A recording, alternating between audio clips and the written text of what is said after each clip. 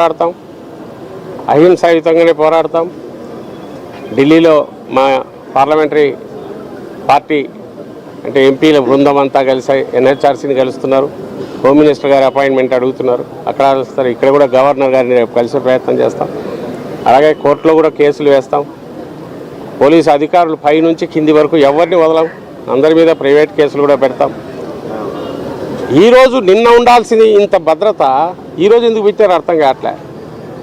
మన ఇంట్లోకి పరాయి వాడు ప్రత్యర్థి శత్రువు వస్తా అంటే వాడిని తరమడానికి ఉపయోగించాల్సిన పోలీస్ వ్యవస్థ మాకు రక్షణ కల్పించాల్సింది ఈరోజు మా నాయకుడి ఇంట్లోకి మేము వస్తుంటే మాకు అడ్డం పెట్టారు ఎందుకు అర్థం కావట్లే. నాకు రిక్వెస్ట్ చేసుకొని రావాల్సి లోపలికి వచ్చింది. ఇది నిన్న ఈవినింగ్ ఎందుకు చేయలేకపోయారో వాళ్ళే ఆన్సర్ ఇవ్వాలి. డీజీపీ గారి దగ్గర నుంచి కింది వరకు వాళ్ళే ఆన్సర్ ఇవ్వాల్సింది. హోంమంత్రి ఆన్సర్ ఇవ్వాలి.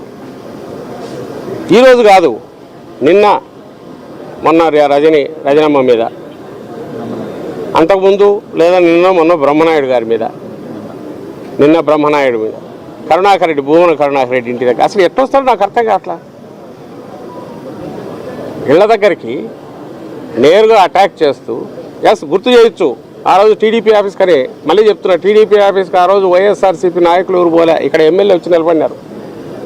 నాకు తెలిసి మిగిలిన నాయకులు కూడా ఈ సందులోనే ఎక్కడో ఉండాలి. అప్పుడు ఇక్కడే ఉన్నారు. అందరూ ఎమ్మెల్యేలు సీనియర్ నాయకులు ఉండాలి. అప్పుడు జరగల. ఆ రోజు అందులో మళ్ళీ గుర్తు చేస్తున్నా, ఇది ప్రజలు కూడా తెలియాల. ఆ రోజు ఆ పట్టాభి అనే వ్యక్తి మాట్లాడిన బూతు మాట ఆవేశంలో వచ్చింది కాదు. ఎవడో ఎదురెదురు నిన్నట్లాగా ఆ స్పర్ ఆఫ్ ది మూమెంట్లో కోపంలో వచ్చింది కాదు.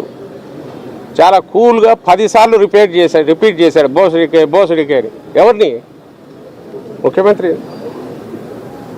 దాని మీద ఆవేశంగా పోయిన దానికి సంబంధించినంత వరకు కేసు అప్పుడే పెట్టాము. అది అయ్యింది, ఏం కాదు. తర్వాత జోగి రమేష్ వెళ్ళాడు. అక్కడ వెళ్ళి వాళ్ళ అటాక్ ఈయన మీద చేశారు. అసలు ఇంటి వరకు ఎక్కడ ఫర్లాంగ్ దూరంలో ఎక్కడో వాళ్ళే అటాక్ చేశారు. ఈయన కత్తులు కటాలు తీసుకొని పోలే. ఓ పెద్ద 1000 మందిని తీసుకువచ్చి అక్కడే వీరంగం చేయలే. చంద్రబాబు నాయుడు గారికి ఫస్ట్ నుంచి ఉన్న లక్ష్యం హింసను క్రియేట్ చేయడం. అపోజిషన్లో ఉన్నప్పుడు అదే చేశాడు. అందరికి గుర్తుంటుంది. ఆ పొంగనూరు దగ్గర రెచ్చగొట్టి ఒక్కొక్కటి ఆయన తిట్టది. ఆ తర్వాత పోలీసు బస్సులు, ఇదే పోలీసు వ్యవస్థ. ఆ రోజు గౌరవంగా చూసాం, ఈరోజు గౌరవంగా చూస్తున్నాం. ఆ రోజు హద్దులు దాసి వాళ్ళ ఊరిని వాడుకోలే. ఆ రోజు పోలీస్ అధికారి కూడా కన్నుకు దెబ్బ తగిలింది. పోలీసు వెహికల్ తగలబెట్టారు, పెట్రోల్ ఇవి వేశారు. అప్పుడు అపోజిషన్లో ఉన్నారు.